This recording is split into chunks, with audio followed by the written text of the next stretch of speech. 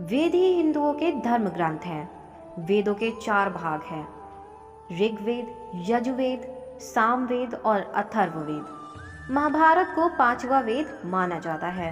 प्रत्येक भारतीय को इसे पढ़ना चाहिए। इसमें वह सब कुछ है जो मानव जीवन में घटित होता है या हो सकता है। इसमें वह सब कुछ है जो धर्म और राजनीति में होता है।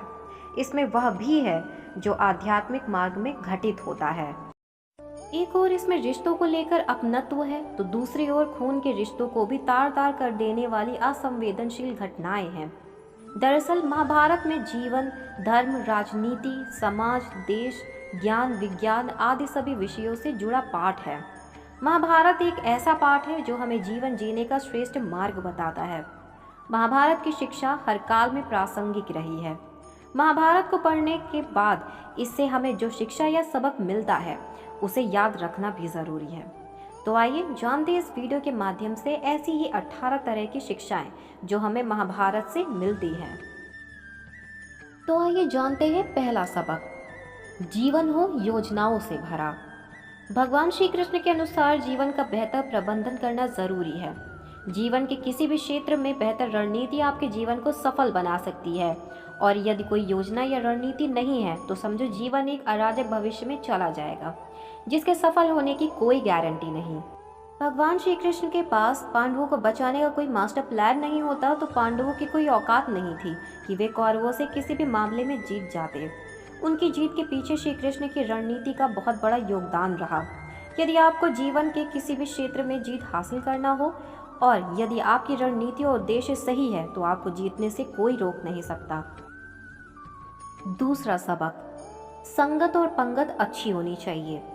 कहते हैं जैसी संगत वैसी पंगत और जैसी पंगत वैसा जीवन। आप लाख अच्छे हैं लेकिन यदि आपकी संगत बुरी है तो आप बर्बाद हो जाएंगे। लेकिन यदि आप लाख बुरे हैं और आपकी संगत अच्छे लोगों से है और आप उनकी सुनते भी हैं तो निश्चित ही आप आबाद हो जाएंगे। महाभारत में दुर्योधन उतना बुरा नहीं था जितना कि उसको बुरे मार्ग पर ले जाने के लिए मामा शकुनी दोषी थे। शकुनी मामा जैसी आपने संगत पाल रखी है तो आपका दिमाग चलना बंद ही समझो। जीवन में नकारात्मक लोगों की संगति में रहने से आपके मन और मस्तिष्क पर नकारात्मक विचारों का ही प्रभाव बलवान रहेगा। ऐसे में सकारात्मक या अच्छे भविष्य की कामना व्यर्थ है। तीसरा सबक, मालवा में एक कहावत है कि थोथा चना बाजे घना, अर्थात जो अधूरे ज्ञान हासिल किए हुए लोग रहते हैं वे बहुत वाचाल होते हैं, हर बात में अपनी टांग अड़ाते हैं और हर विषय पर अपना ज्ञान बघाड़ने लगते हैं। लेकिन कभी कभी यह अधूरा ज्ञान भारी भी पड़ जाता है। पहली बात तो यह कि इससे समाज में भ्रम की स्थिति निर्मित होती है और दूसरी बात यह कि ऐसा व्यक्ति जिंदगी भर कंफ्यूज ही रहता है। कहते हैं कि अधूरा ज्ञान सबसे खतरनाक होता है। इस बात का उदाहरण है अभिमन्यु। अभिमन्यु बहुत ही वीर और बहादुर योद्धा था, लेकिन उसकी मृत्यु जिस परिस्थिति में हुई उसके बारे में सभी जानते हैं। मुसीबत के समय यह अधूरा ज्ञान किसी भी काम का नहीं रहता है। आप अपने ज्ञान में पारंगत बने, किसी एक विषय में तो दक्षता हासिल होना ही चाहिए। चौथा सबक, दोस्त और दुश्मन की पहचान करना सीखें। महाभारत में कौन किसका दोस्त और कौन किसका दुश्मन था यह कहना बहुत ज़्यादा मुश्किल तो नहीं, लेकिन ऐसे कई मित्र थे जिन्होंने अपनी ही सेना के साथ विश्वासघात किया। ऐसे भी कई लोग थे जो ऐन वक्त पर पाला बदलकर कौरवों या पांडवों के साथ चले गए। शल्य और युयुत्सु इसके उदाहरण है।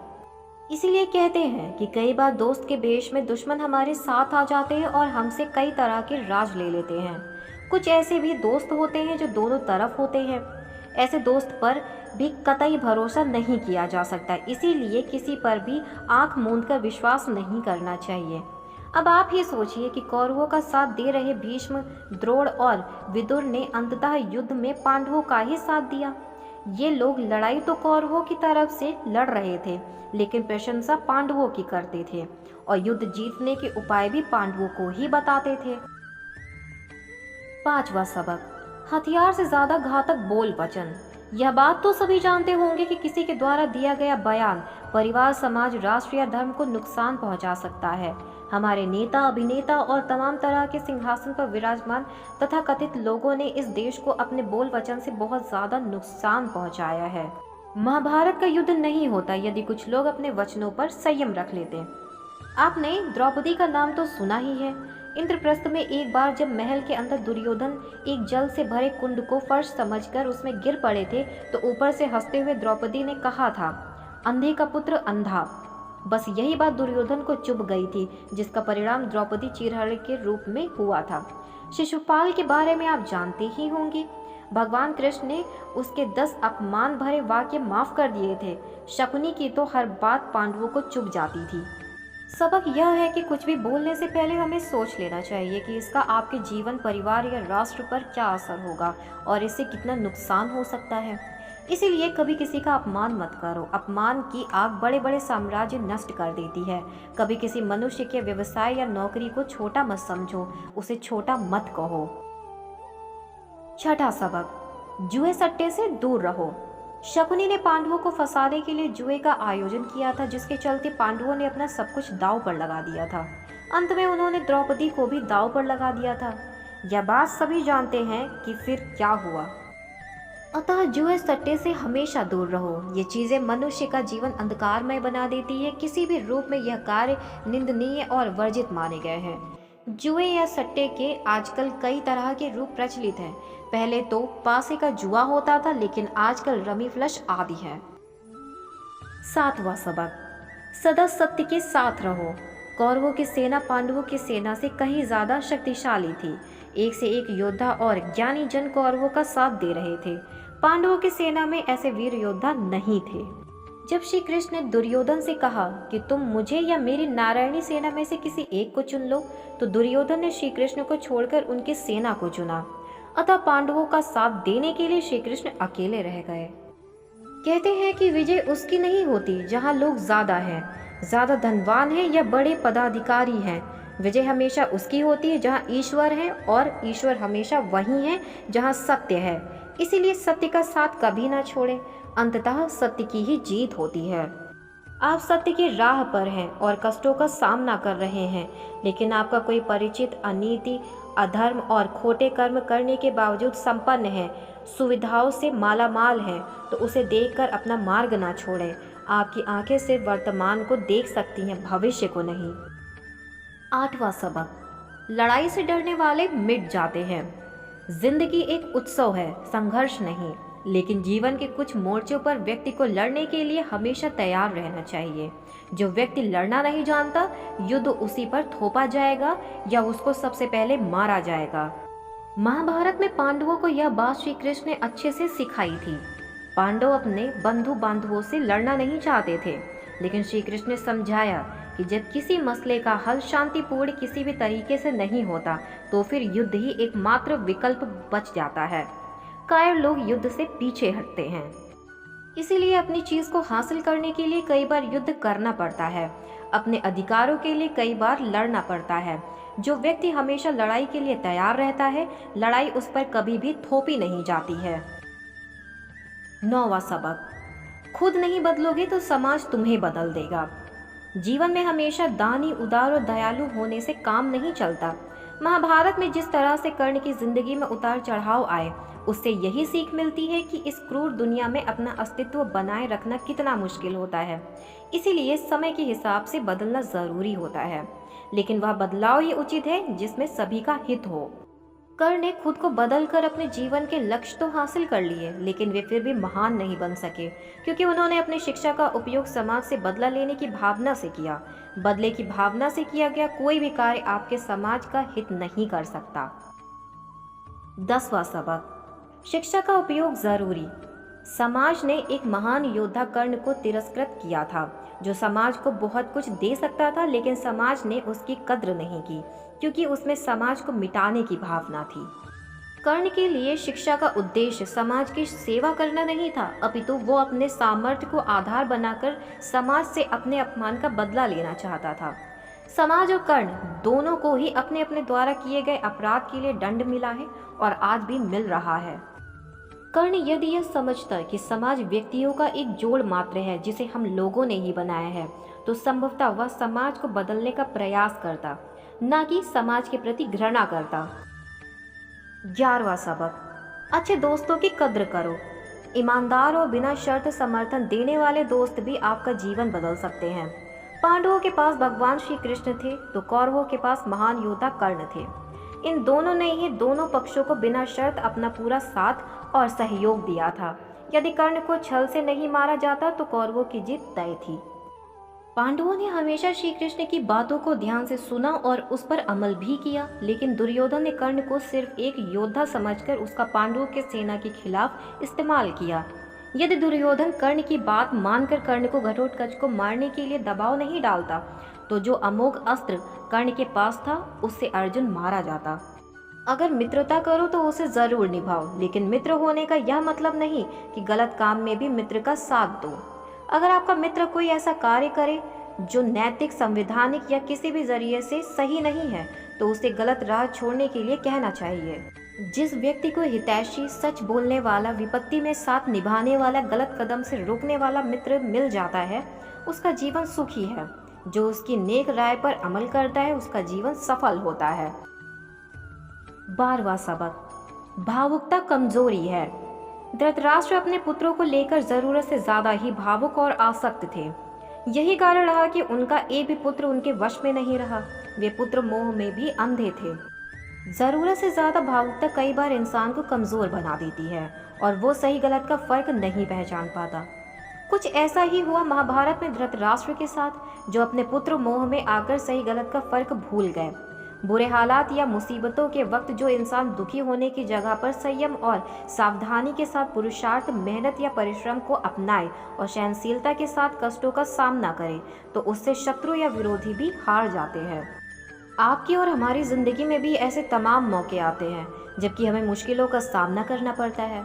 कुछ लोग इस दौरान घबरा जाते हैं, कुछ दुखी हो जाते हैं और कुछ शुतुरमुर्ग बन जाते हैं और कुछ लोग अपना मानसिक संतुलन खो बैठते हैं। मानसिक रूप से दृढ़ व्यक्ति ही ऐसे हालात में शांत चित्त रहकर धैर्य और संयम से काम लेकर सभी को ढाढ़स बांधने का कार्य करता है और इन मुश्किल हालात में सभी को बाहर निकालता है। परिवार, समाज या कार्य क्षेत्र में आपसी टकराव, संघर्ष और कलह होते रहते हैं, लेकिन इन सभी में संयम जरूरी है। 13वां सबक, शिक्षा और योग्यता के लिए जुनूनी बनो। व्यक्ति के जीवन में उसके द्वारा हासिल शिक्षा और उसकी कार्य योग्यता ही काम आती है। दोनों के प्रति एकलव्य जैसा जुनून होना चाहिए, तभी वह हासिल होती है। अगर आप अपने काम के प्रति जुनूनी हैं तो कोई भी बाधा आपका रास्ता नहीं रोक सकती। एकलव्य इसका सबसे बड़ा उदाहरण है, जिन्होंने छिपकर वह सब कुछ सीखा जो गुरु द्रोणाचार्य अर्जुन को सिखाते थे। एकलव्य की लगन और मेहनत का नतीजा था जो वे अर्जुन से भी बेहतर धनुर्धर बन गए थे। 14वां सबक, कर्मवान बनो। इंसान की जिंदगी जन्म और मौत के बीच की कड़ी भर है। यह जिंदगी बहुत छोटी है, कब दिन गुजर जाएंगे आपको पता भी नहीं चलेगा। इसीलिए प्रत्येक दिन का भरपूर उपयोग करना चाहिए।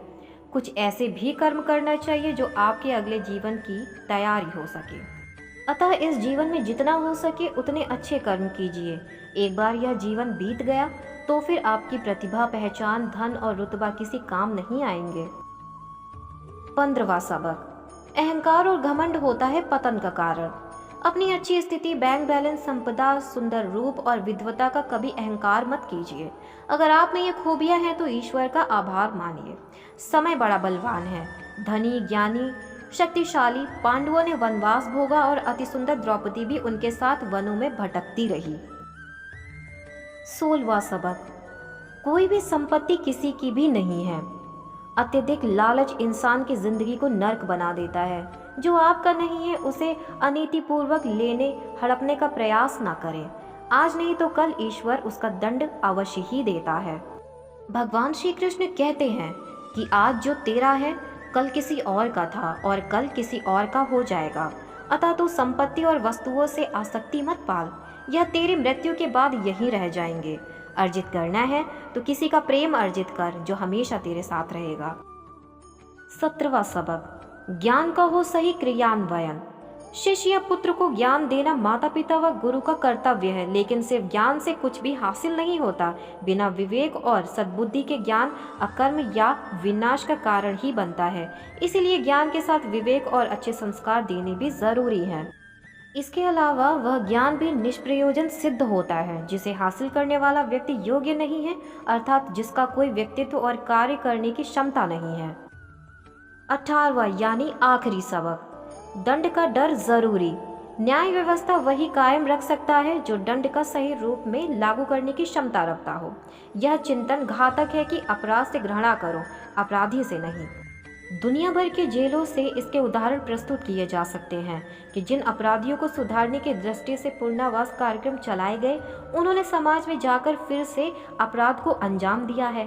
अपराधी को हर हाल में दंड मिलना ही चाहिए। यदि उसे दंड नहीं मिलेगा तो समाज में और भी अपराधी पैदा होंगे और फिर इस तरह संपूर्ण समाजी अपराधियों का समाज बन जाएगा। महाभारत में युधिष्ठिर दंड के बजाय क्षमा में विश्वास रखते थे, लेकिन वे भी तब निराश हो गए जब दुर्योधन ने अपने वादे का पालन न करके राज्य में उनका हिस्सा नहीं लौटाया। युधिष्ठिर के अहिंसा में उनके विश्वास को देखते हुए युद्ध के बाद भीष्म को उन्हें उपदेश देना पड़ा कि राजधर्म में हमेशा दंड की जरूरत होती है, क्योंकि प्रत्येक समाज में अपराधी तो होंगे ही। दंड न देना सबसे बड़ा अपराध होता है। महाभारत में अश्वत्थामा की कहानी में अपराध और सजा ही केंद्रीय तत्व है। आत्मविश्वास, शालीनता और निष्पक्षता, हर तरह से अश्वत्थामा बहुत अच्छा युवक था। द्रोण ऋषि के यहाँ जन्म लेने के कारण वह राजकुमारों के बीच पला बड़ा था। युद्ध की घोषणा होने के बाद उसने खुद को गलत पक्ष में पाया। वह पूरी निष्ठा से लड़ता है और कौरवों की पराजय को स्वीकार भी करता है। हालांकि पिता के धोखे से हुई हत्या पर वह बदलने का संकल्प ले लेता है। वह पांडवों की विजेता सेना के सोने के बाद उनके शिविर में आग लगा देता है। यह इतना जघन्य हत्याकांड है कि पांडवों की विजय के स्वर सुखांत से बदलकर विषाद और वैराग्य में बदल गए थे। जब द्रौपदी को इस हत्याकांड में अपने पुत्रों की मौत का पता चलता है तो वह बदला लेने पर जोर देती है। अश्वत्थामा के पकड़े जाने पर उसके जघन्य अपराध की उचित सजा पर बहस होती है। वे सभी मानते हैं कि मौत की सजा तो दया दिखाने जैसा होगा। अंत में श्री कृष्ण सजा सुनाते हैं, तुम इस धरती पर 3000 साल तक अकेले अदृश्य रक्त और पीप की बदबू लिए भटकोगे। तो यह थे महाभारत के 18 सबक। तो अब यह वीडियो यहीं समाप्त होती है। उम्मीद है आप सभी को यह वीडियो पसंद आई होगी। वैसे अगर हमारी वीडियो से जुड़ा आपके कुछ सवाल है तो वो आप हमें नीचे दिए गए कमेंट बॉक्स से ज़रूर बताएं। हम आप तक सही जानकारी पहुंचाने का प्रयास करते रहेंगे। वीडियो को लाइक और शेयर करना ना भूलें और ऐसी ही वीडियोस के लिए हमारे चैनल को ज़रूर सब्सक्राइब करें। अब मिलते हैं किसी नई जानकारी के साथ, तब तक के लिए राधे राधे।